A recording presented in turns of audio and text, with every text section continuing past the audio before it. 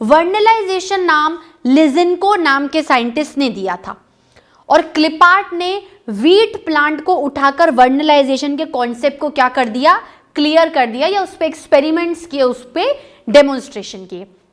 Vernalization ये बोलता है कि जिस तरीके से फोटो पीरियोडिज्म में प्लांट्स में फ्लावर लाने के लिए आपको लाइट की आवश्यकता है, उसी के अनुसार अगर आपको प्लांट्स में फ्लावरिंग लानी है, सपोज करो कुछ ऐसे प्लांट्स है जैसे डे न्यूट्रल मान लो, या डे न्यूट्रल के अलावा प्लांट्स मान लो, तो ऐसे प्लांट जिसमें लाइट परसीव नहीं हो पा रही है या प्लांट्स लाइट पर डिपेंडेंट ही नहीं हो रहे हैं, उनमें कैसे आप फ्लावरिंग करोगे? वहां पर आपको अदर देन फैक्टर्स को इस्तेमाल करना पड़ेगा और उसके अंदर एक फैक्टर आता है लो टेम्परेचर का फैक्टर। वर्नलाइजेशन ये कहता है कि in plants through low temperature we are going to induce the flowering. बात क्लियर?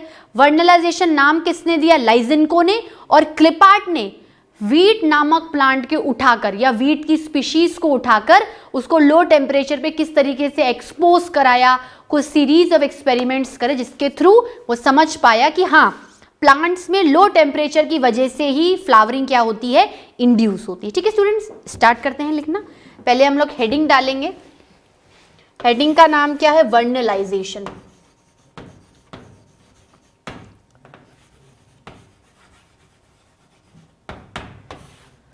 वर्नलाइजेशन का मतलब क्या है? It is a process to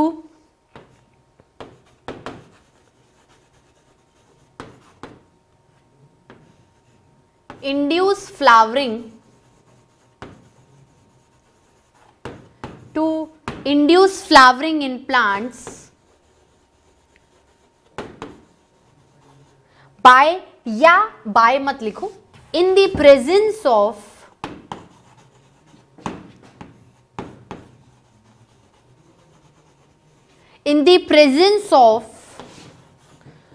low temperature।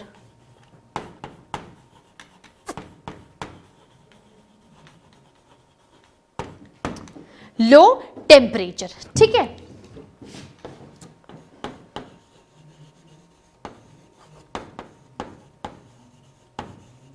Term given by लाइजेनको, ठीक है, और clip art, a scientist called as Clipart, scientist called as Clipart carry out experiments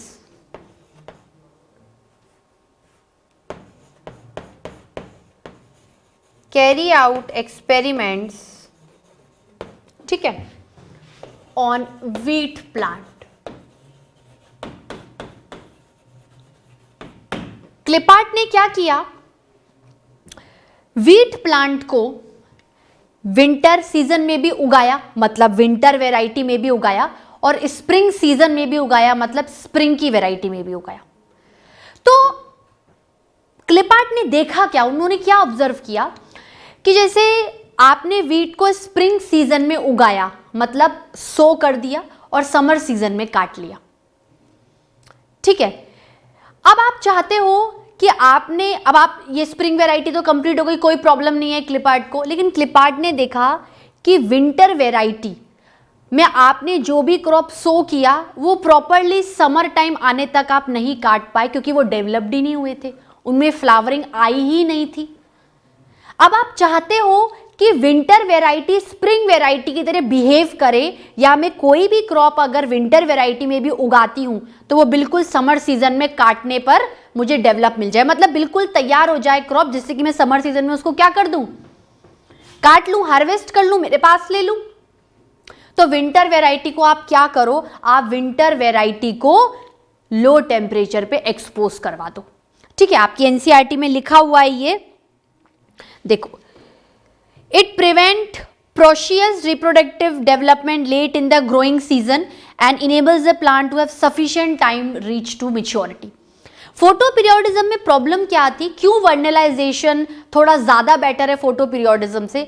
देखो photo periodism पूरा लाइट का खेल है, लाइट ज्यादा है लाइट कम है, ठीक है। मान लो कभी डे है, लॉन्ग डे प्लांट्स है, लेकिन सनलाइट अवेलेबल ही नहीं है, तब आप क्या करोगे? दैट मीन्स लाइट की कमी है। जहां पर भी गर्मी कम होती है, सर्दी ज्यादा होती है, हम लोग क्या बोलते हैं टेम्परेचर लो हो गया है। अभी क्या हो रही है, सर्दियां चल रही हैं, I am wearing a jacket, सर्दियां हैं, I am wearing a sweater, that means बाहर का टेम्परेचर क्या लो है ना, तो मुझे ठंड लग रही है। अगर हाई हो जाएगा तो मुझे गर्मी लगेगी, ठीक है। अब देखना किसी दिन आप बोलोगे कि ठंड आज कम है क्योंकि सनलाइट ज्यादा पड़ रही है, एक्सपोजर ऑफ लाइट ज्यादा है, तो हीट की इंटेंसिटी एटमॉस्फेयर में क्या होगी, ज्यादा होगी। तो वर्नलाइजेशन का जो कॉन्सेप्ट था टेम्परेचर का, वो ज्यादा अच्छा था in comparison to photoperiodism, ठीक है। तो क्लिपार्ट ने क्या किया, ही हैज टेकन 2 वेराइटीज। इसके बारे में प्रॉपर नहीं लिखी क्योंकि ये तो जस्ट एक थ्योरी के पॉइंट ऑफ व्यू से हिस्ट्री है। ही हैज टेकन 2 वेराइटीज, एक हो गई आपकी विंटर व्हीट वेराइटी और दूसरी हो गई आपकी स्प्रिंग वेराइटी। स्प्रिंग वेराइटी में तो क्या है, नॉर्मली आपने व्हीट को बोया और समर सीजन में काट लिया, लेकिन विंटर वेराइटी में क्या है, प्रॉपरली वो क्रॉप समर सीजन तक नहीं डेवलप हो रही है कटने के लिए, तो आपने क्या किया, विंटर वेराइटी को एक्सपोज्ड टू लो टेम्परेचर कर दिया। तो वो किसकी तरह बिहेव करने लग गई, वो स्प्रिंग वेराइटी की तरह बिहेव करने लग गई। तो आप विंटर्स में क्रॉप को बो, लो टेम्परेचर पे रखो और फाइनली क्या कर दो, उसको जितने टाइम पर आपको समर सीजन पे काटना है आप काट सकते हो। तो winter variety expose to low temperature, behaving spring variety, ठीक है। एक बार एनसीईआरटी की रीडिंग मार लेते हैं, एनसीईआरटी क्या कह रही है इसके लिए, देखो। Vernalization refers specially to promotion of flower by inducing low temperature. Some important food plants like wheat, barley, rye have 2 kinds of varieties, winter and spring varieties. The spring variety are normally planted in spring and come to flower and produce grain before the end of growing season. ठीक है, growing season किसको indicate किया है, growing season summer season को indicate किया है। यहां पर ग्रोइंग सीजन क्या बताया है कि आपने उगाया स्प्रिंग में, लेकिन ग्रो करके काटोगे कब, समर सीजन में, वो इसका ग्रोइंग सीजन हो गया, ठीक है। Winter varieties, however, planted in spring would normally fail to flower or produce mature grain within a span of a flowering season. Hence, they are planted in autumn. They germinate and overwinter, come out a small seedling, resume growth in the summer, spring, and are harvested around the midsummer. ठीक है, generally ये जो vernalization है आपके biennial plants में भी देखा गया है। बाइनियल प्लांट्स कौन से होते हैं, जो पूरे साल आपको दिखते हैं, एवरग्रीन प्लांट्स। पूरे आप चाहते हो कि ये प्लांट्स पूरे साल भर क्या करते रहें, फ्लावरिंग करते रहें।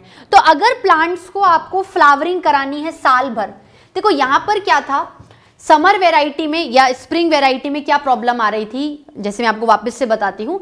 वर्नलाइजेशन में क्या है, आप लो टेम्परेचर दो और फ्लावरिंग को इंड्यूस करो। वर्नलाइजेशन जैसे आपने वीट को उठाया, बार्ली, राई, जो भी इसके एग्जाम्पल है, जैसे मैं एग्जाम्पल में लिख लेती हूं, वीट, बार्ली एंड राई, ठीक है। इन तीनों की आप क्या करो, स्प्रिंग वाली वैरायटी उठाओ, मतलब आप इनको क्या करो, स्प्रिंग सीजन में बो कर रहे हो, तो क्या है, प्रॉपर टाइम पर ये समर में काटने लायक हो जाएंगी। लेकिन यही प्रॉब्लम, अगर यही चीज आप विंटर वैरायटी में करवा रहे थे तो वो प्रॉपरली समर सीजन पे नहीं कट पा रही थी, प्रॉपरली समर सीजन तक उसकी ग्रोथ ही नहीं हो पा रही थी।